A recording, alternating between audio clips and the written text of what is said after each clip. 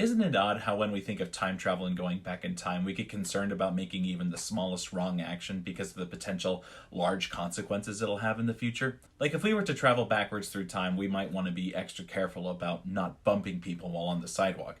Because if they're even slightly delayed, they might miss or be late to an important meeting that could have detrimental effects on themselves, their family, or more.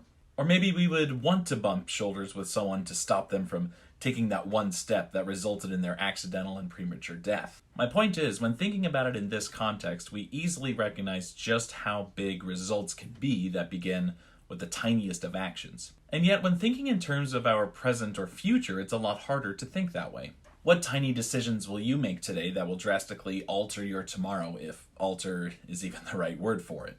Even though it may be challenging to identify which choices will have long-term impact and which ones won't, we might be able to find a sort of guide for looking forward by looking back. I once read a meme that posed the question of whether or not I would take an opportunity to revert back to my 5-year-old self. Same body, same circumstances, same history, saying everything exactly as I was when I was 5, but retain my current memory, which would include skills and habits I've gained throughout my life.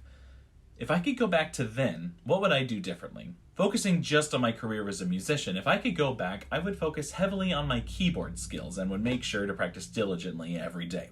I would go out of my way to make time for practice and put aside the little pleasures and playtime I had to prioritize learning this skill. I would reinforce that habit day after day until it became so ingrained in me that it would become near indestructible. But alas, that was more than a quarter century ago, and my keyboard skills are not as adequate as I would like.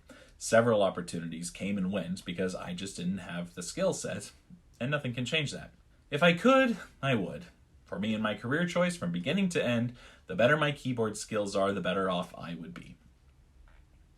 So why am I not doing that now? Why am I choosing every day not to practice piano? I know how much of a benefit those skills are, and yet I don't prioritize them. And the worst part is that I'm not even busy enough to justify skipping 30 minutes of practice a day.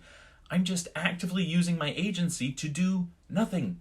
If I could go back in time, I would drill piano practice into my past self's head until I was thoroughly convinced and converted to its importance. If I was to be visited by my future self now, I would imagine he would do the exact same thing to me. So, what's stopping me?